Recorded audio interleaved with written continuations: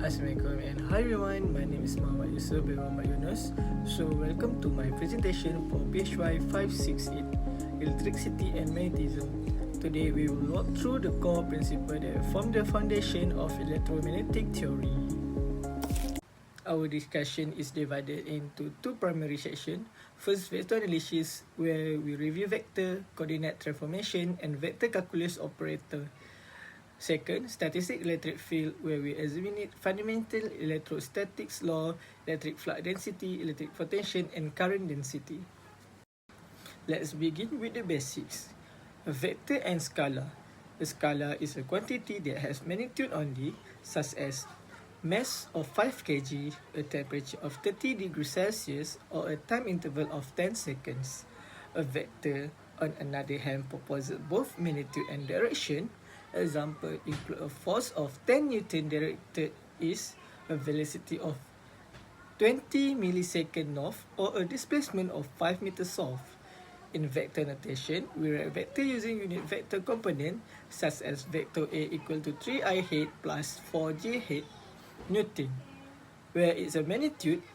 Magnitude of vector A can be calculated using the Pythagorean's theorem. Move on to vector operation. First, vector addition and subtraction. Graphically, we add vector tips to tail to get the resultant vector A plus vector B. For subtraction, we simply add the negative of the vector. Second, product of vector. The dot product or scalar product yield a scalar value and represent the projection of one vector onto another. The cross product or vector product, vector A cross vector B, produce a vector perpendicular to plane contain both vector with a magnitude proportional to the sine theta. Alright, moving on to slide 5, orthogonal coordinate system. Now, why do we actually need 3 different coordinate systems? Well, picking the right system makes our calculation much easier depending on the shape of the problem. First, we have Cartesian coordinates, x, y, and z. This is our standard system, perfect for flat surface or box shape. Second, cylindrical coordinates, rho, pi, z, ideal for anything shaped like a pipe, cable, or long wire. And third, spherical coordinate, r, theta, pi, which work best for round objects like ball, sphere, and point charge. The table here simply show how we convert vector to one system to another.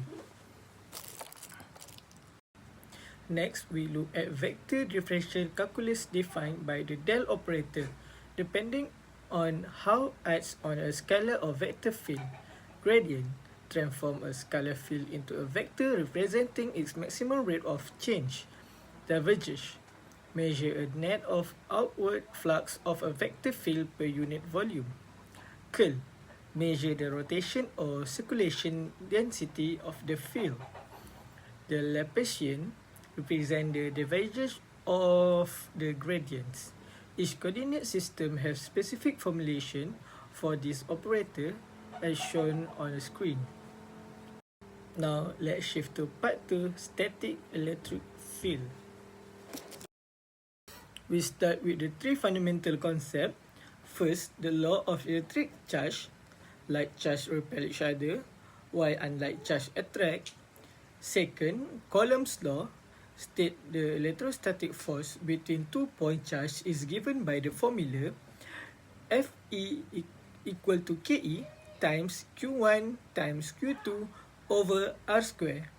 Here, Fe represent the force, Ke represent the Coulomb constant, Q1 and Q2 represent the charge, and R is the distance between them. Third, electric field intensity. Vector E defined as the force per unit charge with the formula E equal F over Q, which also equal KQ over D square. In this formula, E represent the electric field, F represent force, Q represent the charge, and D represent the distance. It's point away from the positive charge and toward negative charge. Next is electric flux density.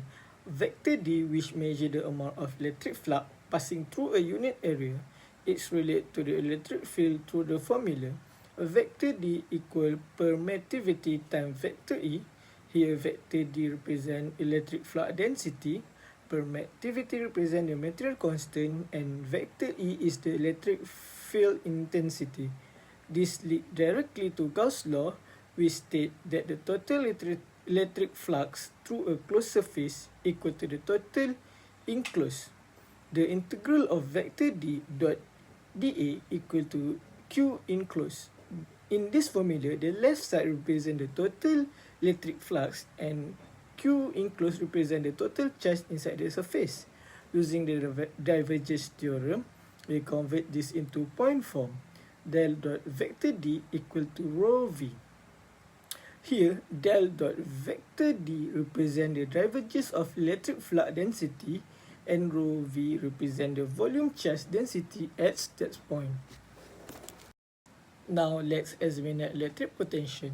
Electric potential is the work done per unit charge in bringing a positive charge from infinity to a point inside an electric field. The formula is W equal negative Q times the integral of vector E dot dl. Here W represent work, Q represent the charge, vector E is the electric field intensity, and dl represent the path or displacement.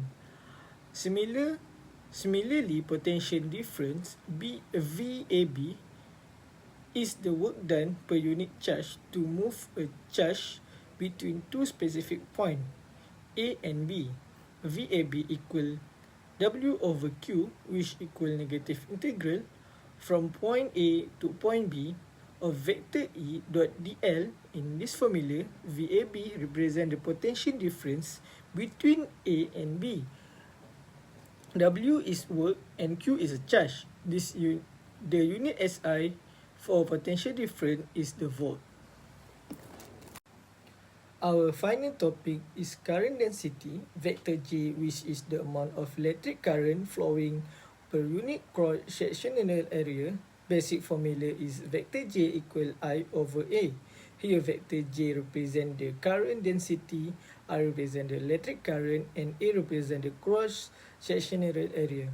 Alternatively, expressing Ohm's law in point form give vector J equal sigma times vector E.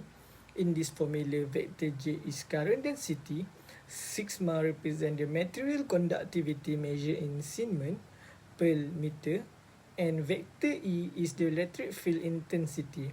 That's all from me. Thank you.